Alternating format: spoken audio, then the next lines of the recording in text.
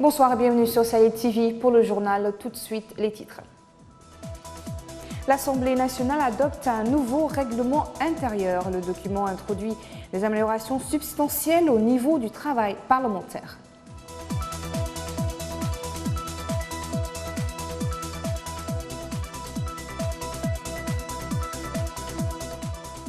Les personnels de santé reviennent de nouveau à la charge. Ils menacent d'entrer en grève si leur doléance n'était pas satisfaite.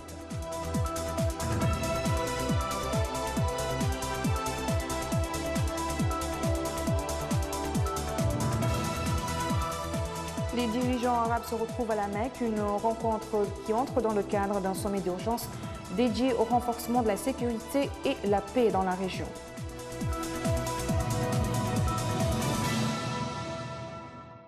Voilà pour les titres, merci de vous joindre à nous sur Saïd TV. L'Assemblée nationale a adopté ce jeudi au cours d'une plénière son règlement intérieur devenu une nécessité suite à l'instauration du régime monocaméral. Le texte introduit par ailleurs des innovations allant dans le sens d'un contrôle plus efficace de l'action du gouvernement. Il s'agit entre autres mesures de la création de commissions d'enquête, d'amélioration de la procédure des questions orales et des délais de dépôt des projets de loi, la traduction simultanée des débats à l'occasion des séances publiques en langue nationale aux côtés de l'arabe et du français. Le nouveau règlement introduit aussi le vote électronique, l'utilisation des nouvelles technologies au service du travail parlementaire en exploitant les possibilités offertes par les réseaux sociaux. Ainsi, le document réactive enfin les sanctions pécuniaires infligées aux députés en cas d'absence injustifiée. Le président Mohamed Abdelaziz était en début de semaine dans certaines wilayas du Nord, une visite sous le signe du développement marquée par le coup d'envoi des travaux de réalisation de la route Beni-Chab, Nouakchott-Nouadhibou ou encore l'inauguration du barrage de Ouad Sihilil dans la wilaya de l'Adrar. Le point avec ses récidivés. Dans 30 mois, Beni-Chab sera relié à la route Nouadhibou-Nouakchott, la nationale 4. Le président de la République vient de procéder à la pose de la première pierre de la réalisation de cette route longue de 37 km. Elle est financée conjointement par le Fonds saoudien de développement et l'État mauritanien à hauteur de 9 milliards de nos anciennes oublias. Le tronçon en question correspond au lieu 2 du projet de construction de la route nationale numéro 1 Nouakchott-Akjoust, National 4, Nouakchott-Nouadhibou, longue de 137 km. Le lot 1 est quasiment achevé et concerne 63 km qui prennent source dans les environs d'Asma, la route Nouakchott-Akjoust jusqu'à Beni-Chab. Ce projet, une fois terminé, permettra de désenclaver les villages du Nord et partant de promouvoir le développement socio-économique par les interconnexions qu'il va occasionner.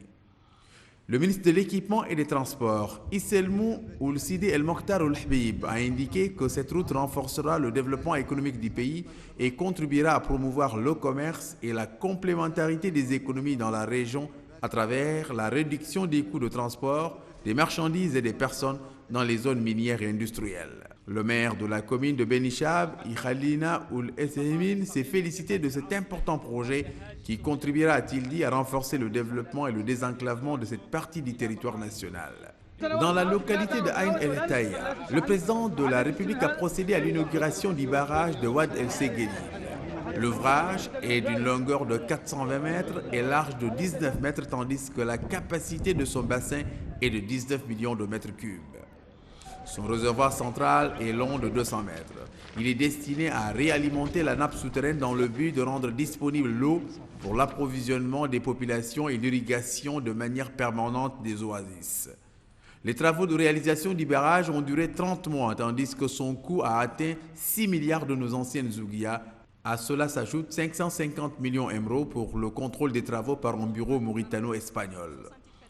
Dans son allocution, la ministre du Développement rural, Mme Lemina Mint El Khoutoub Oul Momo, a indiqué que le barrage de Ouad Seguelil va sauver un grand potentiel de palmiers en plus de son rôle central attendu dans le développement de la zone qui a souffert pendant des décennies de la rareté de l'eau. Quant au maire de la commune de Ain El Hetaya, Mohamed Eli Chenoun, il s'est félicité de l'inauguration de cet important barrage qui est la concrétisation d'un rêve des populations depuis plusieurs années.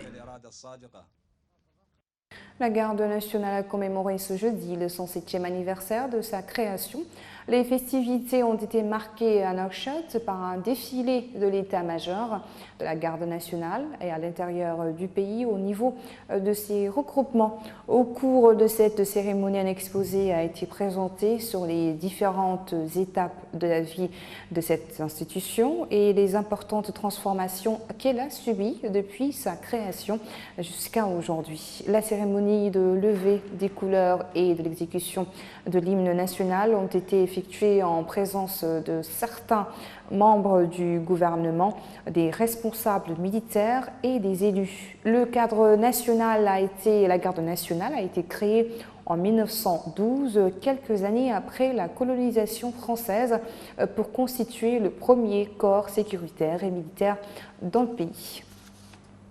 4 syndicats agissant dans le domaine de la santé ont organisé aujourd'hui un sit-in devant le ministère de tutelle à Nouakchott. Ils ont brandi la menace d'entrer en grève pour 4 jours à partir du 4 juin prochain si les doléances n'étaient pas satisfaites. Ce mouvement de protestation a commencé début janvier dernier quand les personnels de la santé avaient présenté au gouvernement une plateforme revendicative dont notamment la valorisation de leur salaire. C'est un sitting de protestation devant le silence, devant ce silence inexpliqué du ministère. On avait signé avec le ministère un protocole le 13 mars qui stipule que les salaires doivent être augmentés pour tous les personnels de santé. Et c'est à partir du mois d'avril. Et malheureusement, jusqu'à ce jour, rien n'a été fait. On n'a pas été convoqué pour nous donner des explications.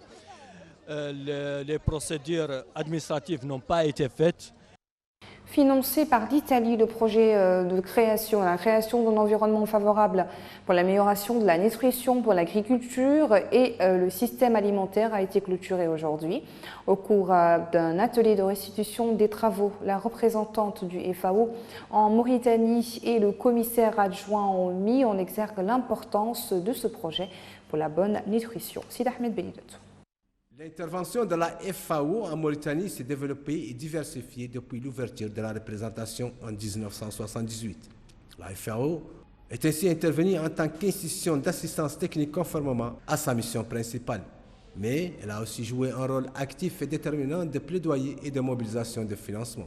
Il y a 2 ans, le projet création d'un environnement favorable pour améliorer la nutrition par l'agriculture et le système alimentaire en Mauritanie a vu le jour. Financé par l'Italie, ce projet a eu à sensibiliser et créer un débat important sur l'investissement dans le domaine de l'alimentation. Actuellement arrive après 2 ans d'exécution à son terme. La malnutrition est très présente en Mauritanie dans toutes ses formes, avec près d'un tiers des enfants en âge préscolaire atteints de retard de croissance.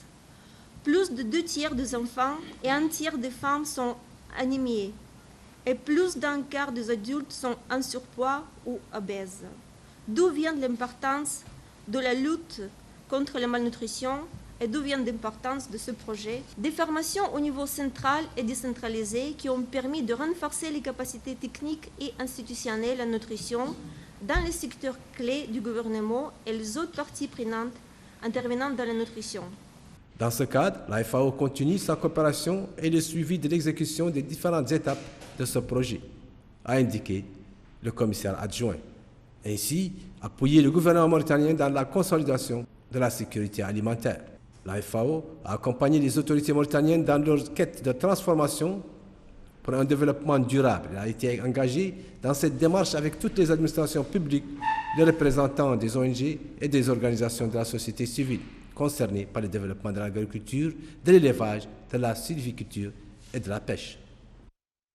Le ministre français des Affaires étrangères, Jean-Yves Le Drian, a indiqué devant la commission du parlementaire des Affaires étrangères qu'il ne devrait pas prendre pour acquis la présence militaire française dans le Sahel et qu'il est du devoir des chefs d'État de l'Afrique de l'Ouest concernés de contenir la menace. Le chef de la diplomatie française n'est pas allé par quatre chemins pour parler d'un laxisme des dirigeants du Sahel, alors que la sécurité se détériore chaque jour un peu plus dans cette région. Ces dernières semaines, en effet, la région aux frontières poreuses a enregistré une flambée de violence de groupes liés à Al-Qaïda, à l'État islamique, la multiplication des attaques dans la région du nord du Burkina Faso, à la frontière du Mali et du Niger, à laquelle s'ajoute la montée des conflits ethniques, a davantage souligné la difficulté que rencontre la communauté internationale pour établir la stabilité régionale. Le porte-parole du Haut-Commissariat des Nations Unies pour les réfugiés a déclaré lors d'un point de presse que la vague de violence intervenue récemment dans le nord du Nigeria a contraint près de 20 000 personnes à fuir à destination du Niger en quête de sécurité depuis avril dernier.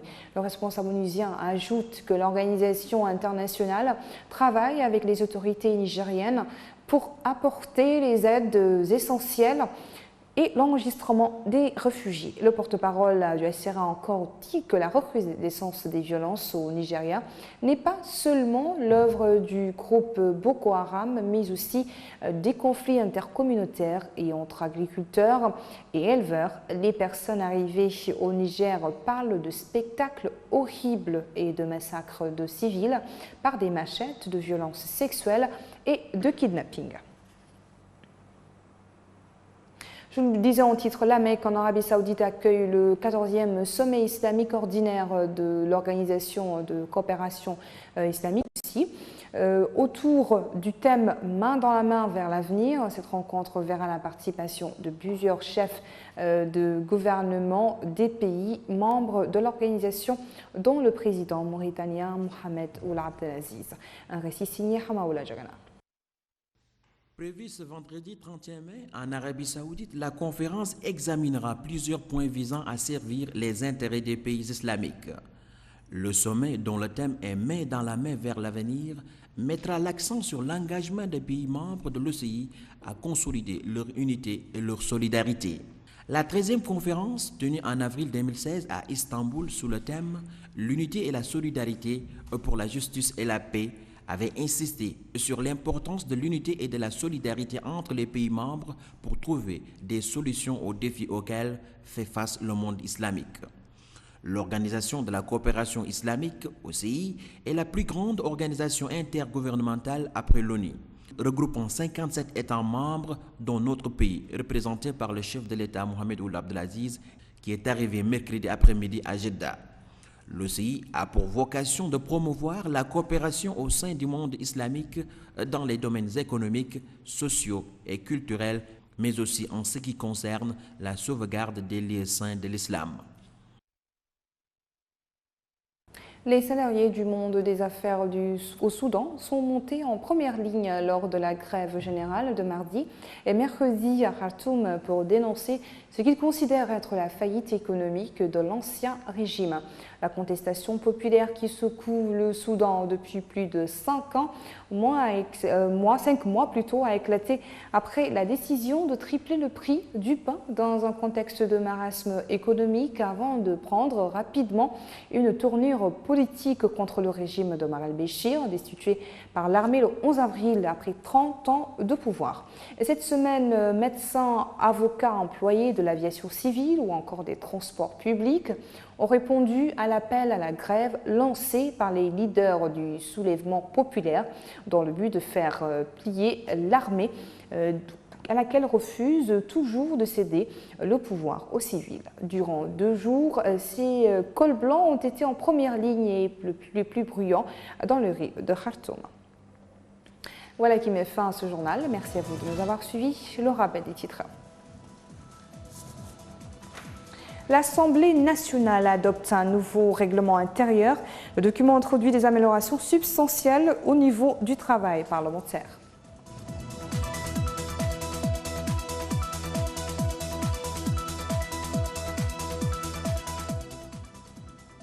Les personnels de santé reviennent de nouveau à la charge. Ils menacent cette fois d'entrer en grève si leur doléance n'était pas satisfaite.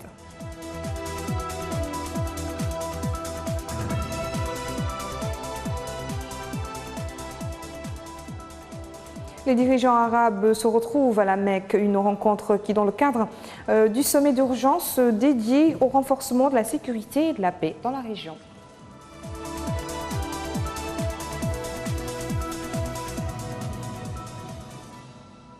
Merci et très bonne suite de programme sur Sahel TV. Bonsoir.